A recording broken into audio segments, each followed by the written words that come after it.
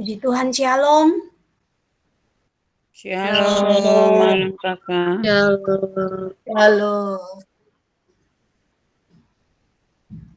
Iya, puji Tuhan, mari sama-sama kita lihat di dalam Yakobus pasal 1 ayat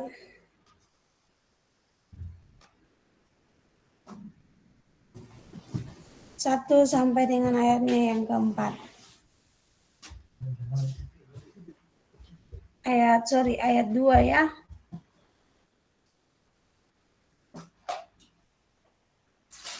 Yakobus pasal 1 ayat 2, 3 dan 4.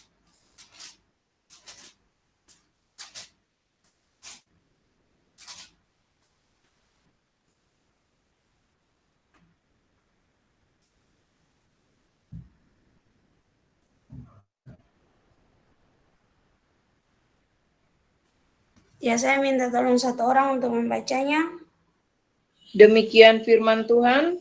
Saudara-saudaraku, anggaplah sebagai suatu kebahagiaan apabila kamu jatuh ke dalam berbagai-bagai pencobaan, sebab kamu tahu bahwa ujian terhadap imanmu itu menghasilkan ketekunan. Dan biarkanlah ketekunan itu memperoleh buah yang matang, supaya kamu menjadi sempurna dan utuh dan tak kekurangan suatu apapun. Amin. Amin. Puji Tuhan, Bapak Ibu, ini tentang iman dan hikmat. Jadi Bapak Ibu, Saudara semua yang Tuhan Yesus Kristus kasihi, malam hari ini kita masih ada di dalam tema penderitaan yang menghasilkan kemuliaan Allah. Nah, tadi saya bingung Tuhan, saya benar-benar blank. Tuhan, firman apa yang harus saya sampaikan? Hari ini saya bahkan baca firman Tuhan hanya sepintas saja. Tidak sampai satu perikop lagi, hanya 1-2 ayat saja. Dan saya membuka mata hari ini, biasanya saya duduk di kaki Tuhan, saya buka mata hari ini, saya langsung mandi dan saya harus bekerja lagi sampai malam.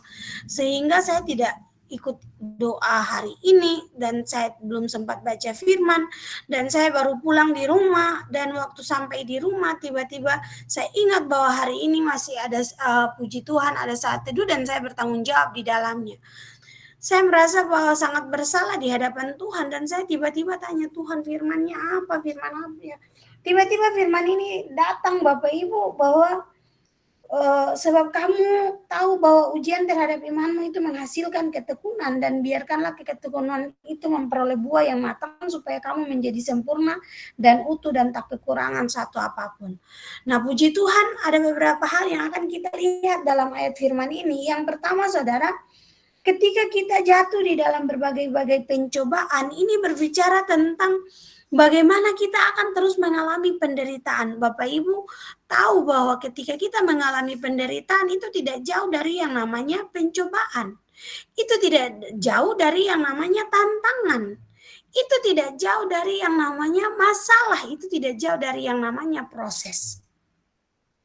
Ketika kita diperhadapkan dengan pencobaan, dengan tantangan, dengan persoalan, dengan permasalahan, itu namanya kita masuk di dalam area yang namanya penderitaan.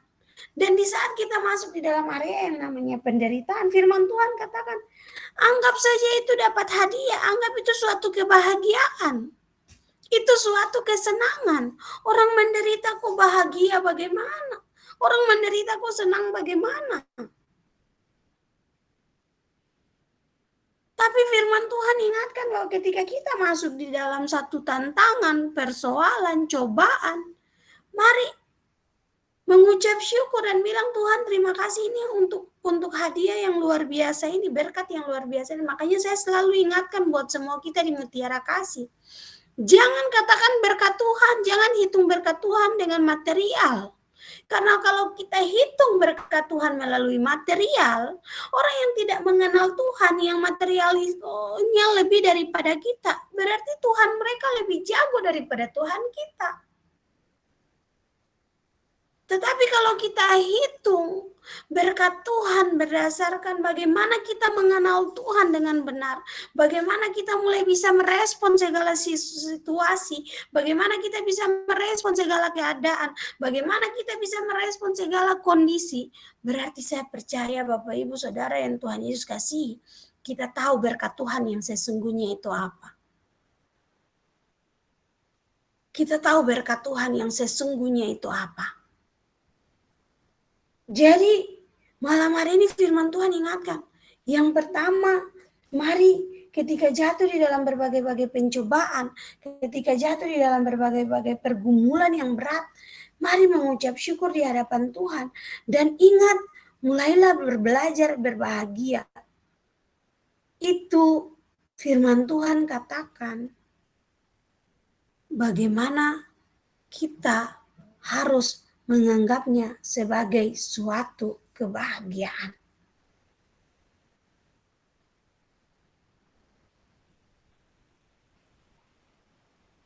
Yang kedua, Bapak Ibu Saudara, di dalam setiap penderitaan, ujian, cobaan, tantangan yang kita alami, itu bisa menghasilkan ketekunan. Amin. Bagaimana mungkin? Karena di saat kita mengalami penderitaan, saudara, kita pasti akan sangat tekun mencari Tuhan. Kita pasti akan sangat mulai bagaimana caranya supaya kita mengalami penderitaan yang kita alami ini, kita bisa keluar dari penderitaan ini. Kita akan sangat sungguh-sungguh, saudara. Saya sampai hari ini masih mendoakan seorang bapak yang setiap kali saya bertemu dengan dia, belas kasihan saya itu jatuh kepadanya dengan sangat luar biasa. Saya sangat merasa kasihan dengan bapak ini. Bagaimana saya melihat dia tatapannya kosong. Saya mulai mengenal bapak ini, saya melihat bapak ini mulai dari saya masih sekolah. Bapak ini kerja dulu di bank waktu saya sekolah. Ketika beliau kerja di bank, beliau punya jabatan yang bagus. Bagaimana istrinya hidup dalam keangkuhan, dalam kesombongan. Anak-anaknya hidup dalam pesta pora yang luar biasa. Akhirnya Tuhan izinkan dia mesti dirumahkan. Waktu dia dirumahkan, dia berusaha kerja lagi. Ketika dia punya jabatan lagi menjadi seorang kepala desa, dia harus kembali difitnah, dia harus kembali digiring bawah lagi. Masuk tahanan.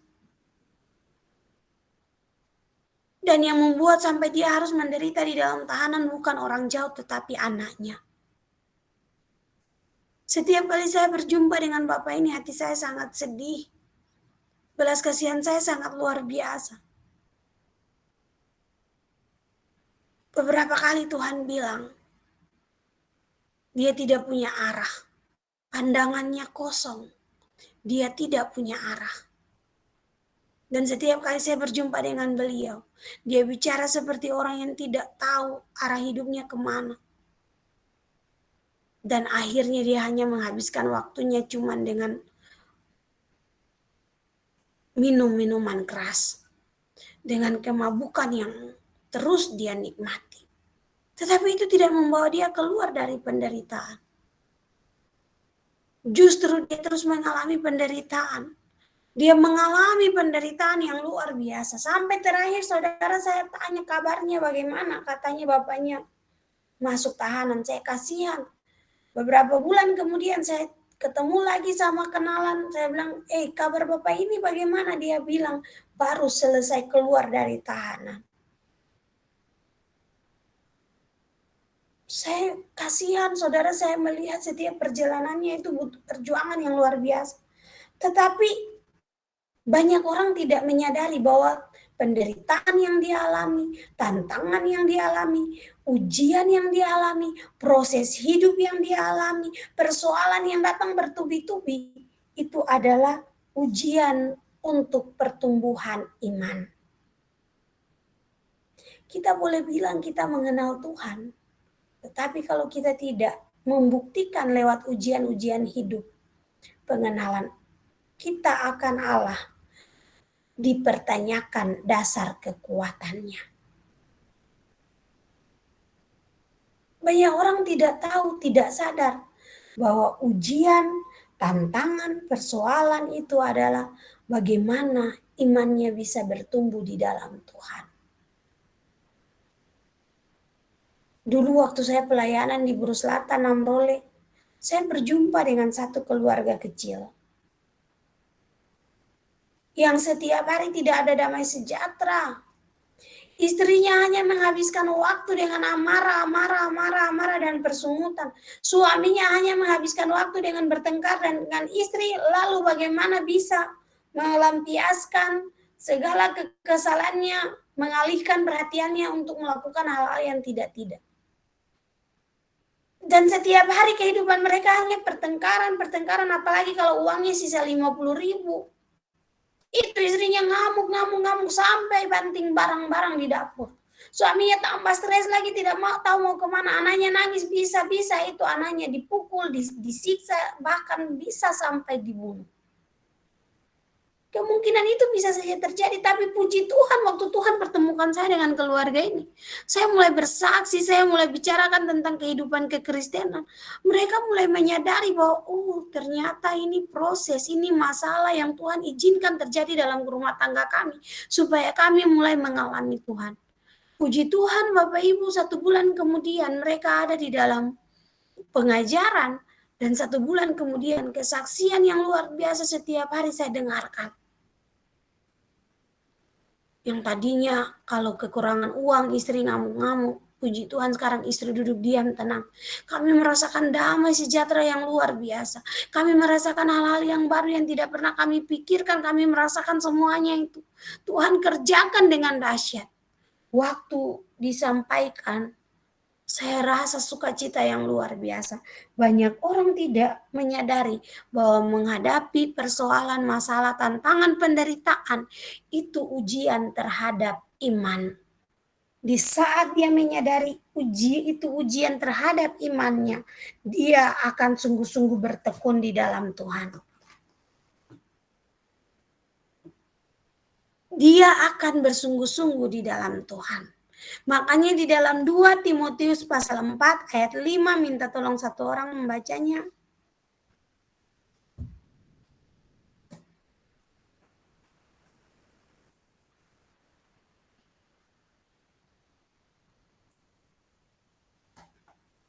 Dua Timotius pasal 4 ayat 5, demikian firman Tuhan.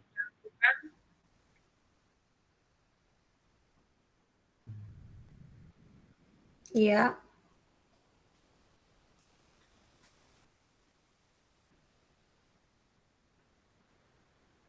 Iya, silakan. Mana tadi? Dibuka suaranya dulu, Ibu Yeti. 2 Timotius pasal 4 ayat 5, demikian firman Tuhan. Tetapi kuasailah dirimu dalam segala hal, sabarlah menderita, lakukanlah pekerjaan pemberita Injil,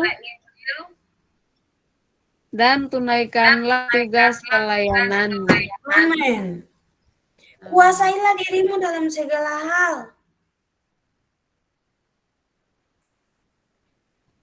Orang yang ada di dalam penderitaan harus bisa menguasai dirinya dalam segala hal. Mengalami penderitaan itu tidak enak. Ketika banyak orang mengalami penderitaan, mereka banyak orang pula yang ambil keputusan untuk memberontak. Banyak orang juga yang mengambil keputusan untuk keluar dari penderitaan itu dengan cara yang tidak benar. Tapi firman Tuhan katakan di dalam 2 Timotius 4. Tetapi kuasailah dirimu dalam segala hal. Sabarlah menderita. Lakukanlah pekerjaan pemberita Injil dan tunaikanlah tugas pelayananmu. Orang yang mau mengalami, yang pertama orang yang mengalami ujian, yang mengalami persoalan, tantangan hidup, itu tidak jauh dari yang namanya penderitaan. Di dalam penderitaan itu yang kedua ada ujian pertumbuhan iman. Yang ketiga, di dalam ujian pertumbuhan iman supaya kita bisa lulus, berarti kita harus belajar menguasai diri dalam segala hal. Untuk bisa menguasai diri dalam segala hal, firman Tuhan katakan apa? Sabarlah menderita. Orang yang bisa menguasai diri dalam segala hal, dia akan menerima segala sesuatu, proses ujian, tantangan, persoalan hidup tadi, dia akan terima dengan ikhlas. Makanya bagian poin pertama tadi dikatakan bahwa saudara-saudaraku, anggaplah sebagai suatu kebahagiaan apabila kamu jatuh ke dalam berbagai-bagai pencobaan. Ingat, kamu jatuh. Berarti hal ini terjadi atas izin Tuhan. Oke, baik, bisa jadi karena kesalahan kita. Tetapi itu pun semua Tuhan izinkan terjadi supaya kita melihat, kita menyadari, kita belajar, dan kita terus ada di dalam pembaharuan diri. Jadi, mari sabar dalam setiap persoalan yang kita alami, penderitaan yang kita alami. Dengan cara, mari kuasai diri. Bapak Ibu, saya hari ini mengalami bagaimana penyertaan Tuhan luar biasa di dalam segala pekerjaan tanggung jawab yang saya kerjakan. Ketika kami dimintakan untuk hari ini berkantor seperti biasa, dimulai dari jam 8 pagi dan kami ada di dalam rapat. Waktu di dalam rapat, hampir semua punya persoalan yang sama. Tidak terselesaikan. Puji Tuhan, punya saya sudah terselesaikan, pekerjaannya sudah terselesaikan. Jadi kami disuruh untuk mendampingi teman-teman kami yang sementara melakukan pendataan di lapangan. Satu petugas, satu orang, satu wilayah tugas RT RW. Puji Tuhan, waktu dari awal saya minta ganti sama pimpinan saya menyetujui, dan waktu saya minta ganti, saya dampingi sampai puji Tuhan dokumennya sudah masuk dan sudah terselesaikan. Ketika evaluasi tadi, hanya saya seorang diri yang bisa, dokumennya puji Tuhan sudah terselesaikan. Hanya saya seorang diri. Lalu yang sisanya itu banyak sekali persoalan dan masalah. Banyak sekali. Lalu waktu masalah, ya pimpinan saya bilang, Ibu Nahli tambah lagi ya, tambah satu lagi, yang satu sudah selesai itu tambah lagi. Saya bilang buat pimpinan saya, boleh Pak, silakan Pak. Ibu Nahli pilih saja. Saya bilang, saya tidak pilih Pak, kalau saya disuruh untuk pendampingan, saya pilih yang petugas yang tim yang saya dampingi saja supaya saya tidak bolak-balik. Puji Tuhan, akhirnya disetujui. Bapak Ibu, ternyata tim yang saya dampingi ini pekerjaannya amburadul, hancur-hancuran. Bahkan di dalamnya ada angel juga.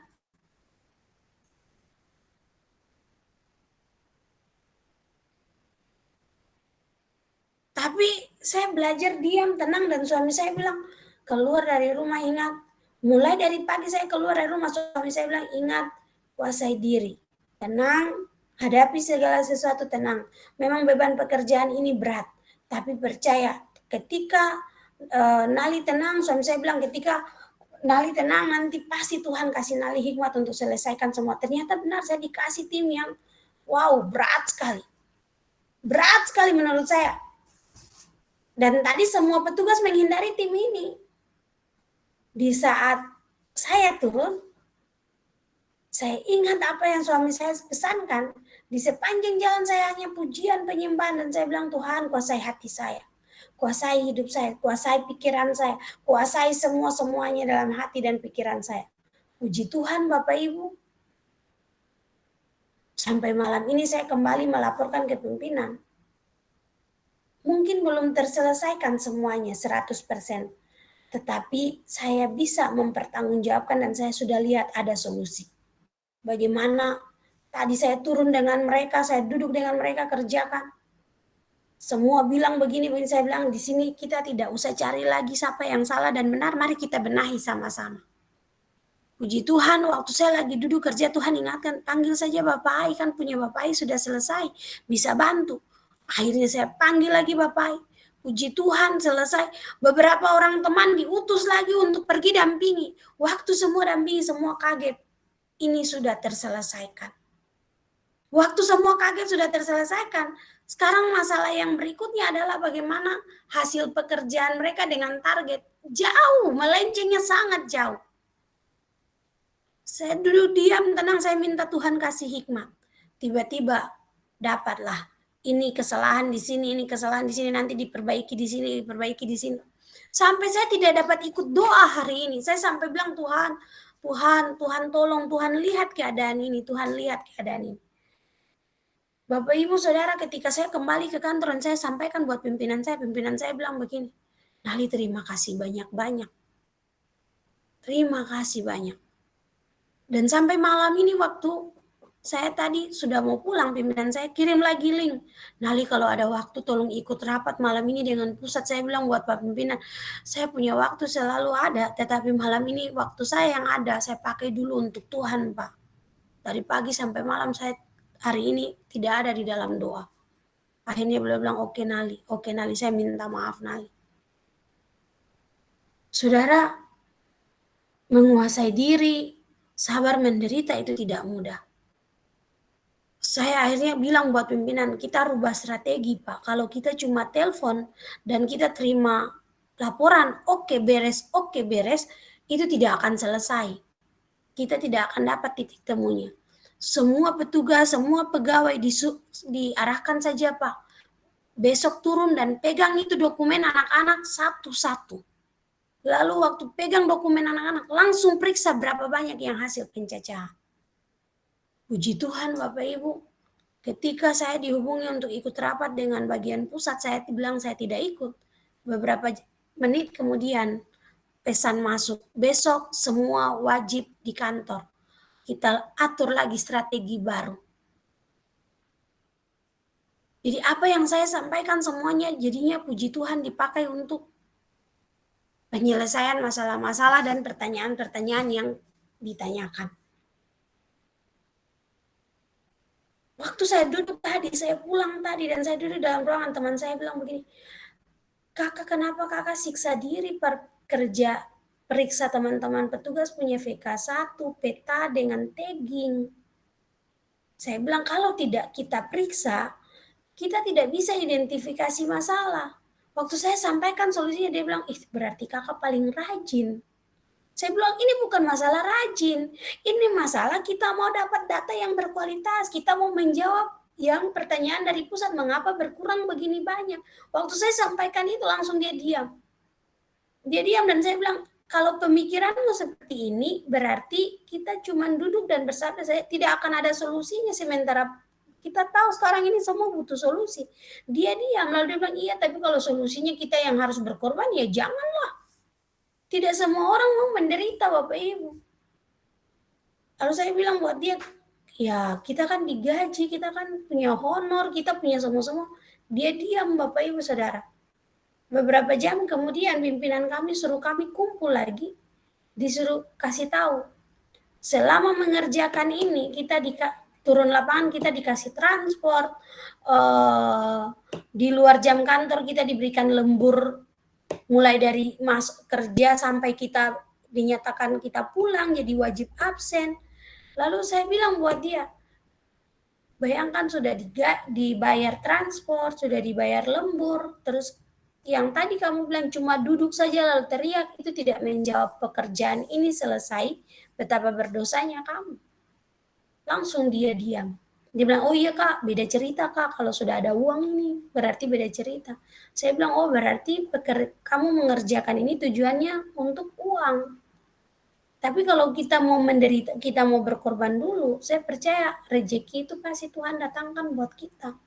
Tidak semua orang punya pemikiran itu, saudara. Makanya firman Tuhan bilang, sabarlah menderita. Nah, di dalam orang yang sabar menderita, dia sementara melakukan pekerjaan pemberita Injil dan tunaikanlah tugas pelayanan. Mau memberitakan Injil, mau menunaikan tugas pelayanan. Ini di dalam 2 Timotius 4 ini bicara tentang penuhilah panggilan pelayananmu. Nah, orang yang melayani Tuhan dalam segala situasi dia tahu cara menghadapinya. Dia tahu cara mengatasinya. Karena dia tahu bahwa ini sementara mengalami ujian pertumbuhan iman. Jadi mari sabar menderita, kuasai diri, baru bisa sabar menghadapi semuanya. Tadi saya bilang buat semua teman-teman petugas timnya Angel, jangan merasa tertekan. Kita karena diminta dari pusat, pimpinan ditekan dari pusat. Makanya kita juga, dan ini tetap pasti terjadi buat semua. Jadi mari kita kerjakan dengan sukacita, yang penting semua terselesaikan. Bagian terakhir Bapak Ibu Saudara, ketika kita sudah mulai mengerti ini ujian pertumbuhan iman, lalu kita mulai sabar, kita mulai menguasai diri, lalu mulai ada kesabaran. Yang terakhir, ketekunan itu memperoleh buah yang matang, supaya kamu menjadi sempurna dan utuh dan tak kekurangan suatu apapun. Yang terakhir, kita akhirnya semakin bertekun di dalam Tuhan. Dan hasil dari kita bertekun di dalam Tuhan adalah buah pertumbuhan iman terlihat. Kita menuju kepada yang namanya kesempurnaan. Jadi orang yang sabar menderita berawal dari dia tidak jauh dari yang namanya ujian, tantangan. Dan waktu Tuhan izinkan dia masuk dalam berbagai-bagai pencobaan, ujian, tantangan hidup, Tuhan minta yang pertama, kita harus bersuka cita. Yang kedua, waktu kita bersuka cita, ingat ini ujian pertumbuhan iman.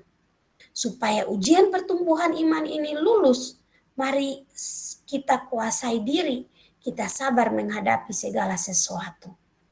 Di saat kita menguasai diri, kita sabar menghadapi segala sesuatu. Yang keempat, yang terakhir adalah kita mulai bertekun di dalam kebenaran. Hasil daripada kita bertekun di dalam kebenaran adalah buah-buah pertumbuhan iman terlihat dan kita menuju kepada yang namanya kesempurnaan. Jadi mau disempurnakan, kadang memang harus jatuh dalam dosa dulu. Terus menyadari, kembali lagi bangkit. Karena firman Tuhan bilang sekalipun 7 kali orang benar jatuh, pasti akan bangkit.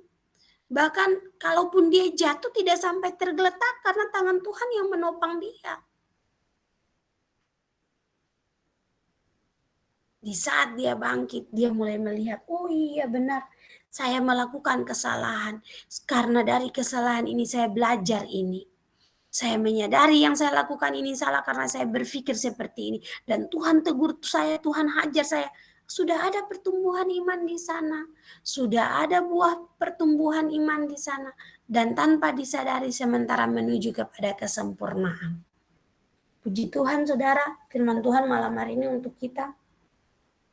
Mari bersukacitalah saat kita diperhadapkan dengan pergumulan yang tidak sedikit. Saya bersyukur buat Tuhan setiap hari diperhadapkan dengan tantangan yang luar biasa. Tetapi setiap hari di dalam tantangan ujian itu, saya melihat tangan Tuhan tidak pernah terlambat satu detik pun menolong saya. Dan saya percaya ini terjadi untuk kita semua. Ini terjadi untuk kita semua. Bagaimana setiap langkah kita ada dalam penyertaan Tuhan, ada dalam penjagaan Tuhan, dan ada dalam perlindungan Tuhan. Puji Tuhan, Tuhan Yesus memberkati kita semua. Tuhan Yesus menolong kita di dalam kekuatan kuasa Roh Kudus-Nya untuk terus ada di dalam kebenaran-kebenaran firman Tuhan yang Tuhan bukakan untuk kita semua. Puji Tuhan. Amin. Ya, mungkin ada yang mau bersaksi, silakan.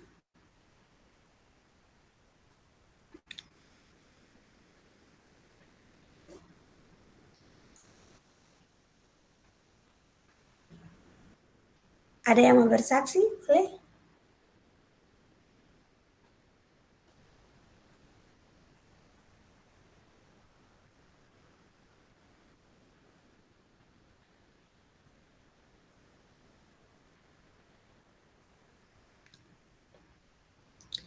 Silakan.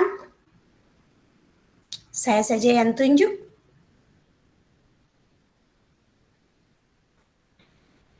Kalau tidak ada yang bersaksi, baik. Saya saja yang bersaksi. Puji Tuhan Bapak Ibu, kemarin kami tugas keluar pulau. Jadi sebelum tugas keluar pulau, malam sebelumnya kan saya sudah bersaksi bahwa saya doakan kampung Kalar-Kalar dan puji Tuhan besok saya akan ke sana. Luar biasa waktu saya ke Kalar-Kalar bersama Bapak Manu dan Bapak Yosi, kami singgah dulu di Seli Bata-Bata. Di salah satu kampungnya yang di wilayah Dobo pasti tahu. Kami mengerjakan tugas di sana, lalu saya bilang buat Bapak Manu dan Bapak Yosi, tadi harusnya ajak juga Bapak Penlo ya. Ini kampungnya Bapak Penlo ini di Seli Bata-Bata. Dan puji Tuhan waktu kami keluar dari sana, kami ke Kalar-Kalar, desa Kalar-Kalar. Saya bersyukur Bapak Ibu, waktu kami tiba di sana, bagaimana saya melihat penyertaan Tuhan buat keluarga Bapak Manu, yaitu Bapak Geradus di dalam proses yang luar biasa ketika anaknya beberapa waktu lalu boleh meninggal. Waktu kami tiba di sana, Bapak Geradus sementara duduk membaca Alkitab dan merenungkan firman Tuhan.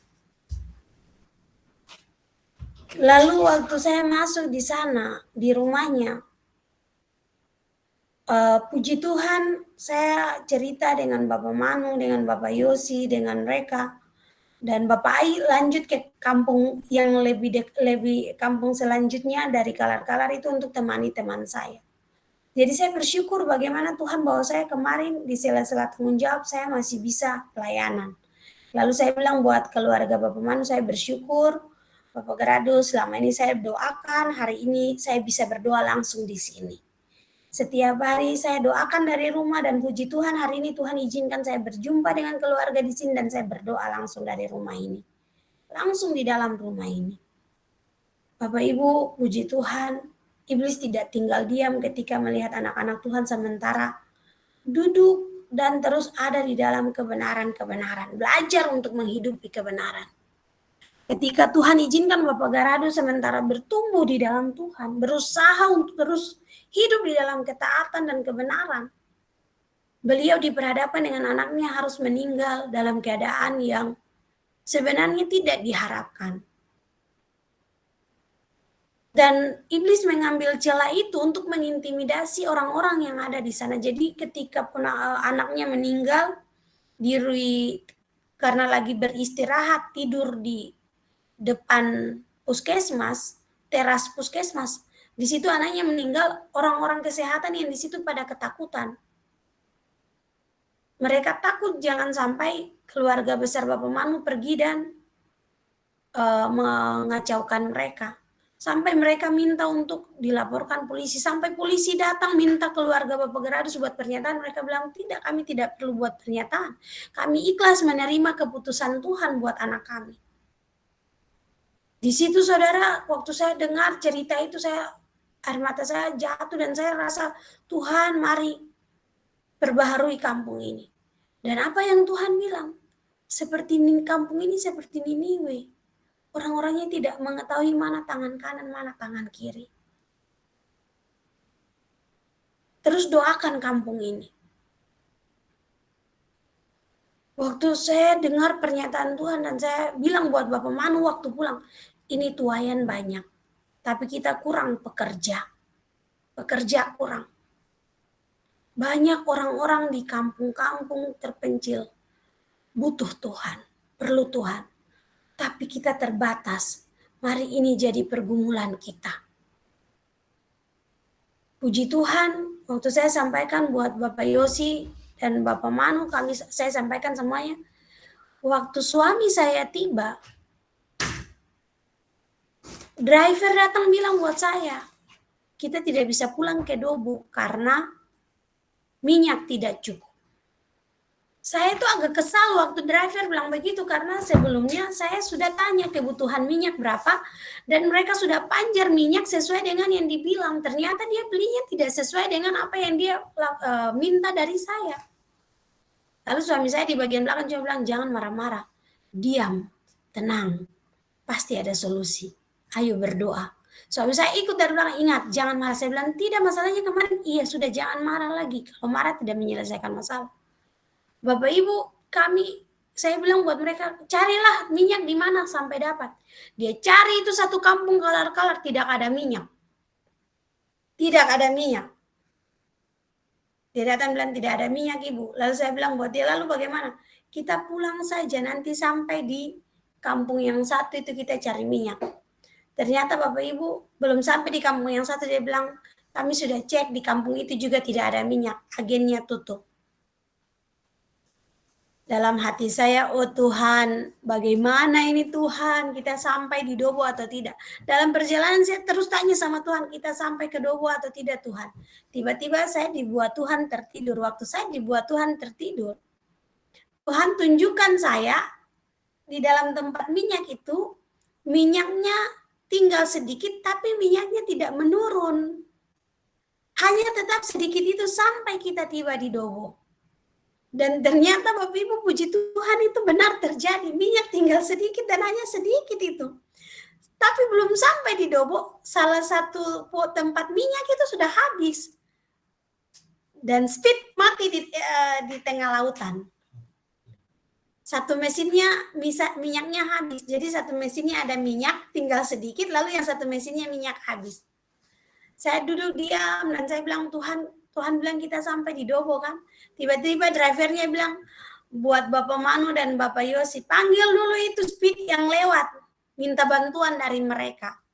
Waktu kami panggil itu speed yang lewat, yang datang. Ternyata di dalam speednya banyak sekali minyak. Cerigennya sangat banyak. Lalu drivernya ngomong sama dia, kami kehabisan minyak di tengah laut. Tolong supaya kami pakai dulu 1 gen. Hanya 1 gen. Setelah ngomong, cerita-cerita, rayu kiri, rayu kanan, akhirnya drivernya yang speed yang lewat itu kasih minyak 1 gen. Dan itu hanya di bagian bawah saja, sesuai dengan apa yang saya mimpi, saudara. Hanya di bagian bawah. Saya bilang, kita bisa tiba dong. Bisa. Karena yang satu mesin minyaknya sudah habis. Puji Tuhan, isi di tengah laut. Saya bilang, Tuhan Yesus terima kasih. Waktu saya lagi duduk dan memandang, Tuhan bilang, kamu lihat matahari terbenam di sana sangat indah kan? Itulah pekerjaan Tuhan. Tidak pernah tidak indah, selalu indah. Saya senyum-senyum, saya bilang, Tuhan terima kasih.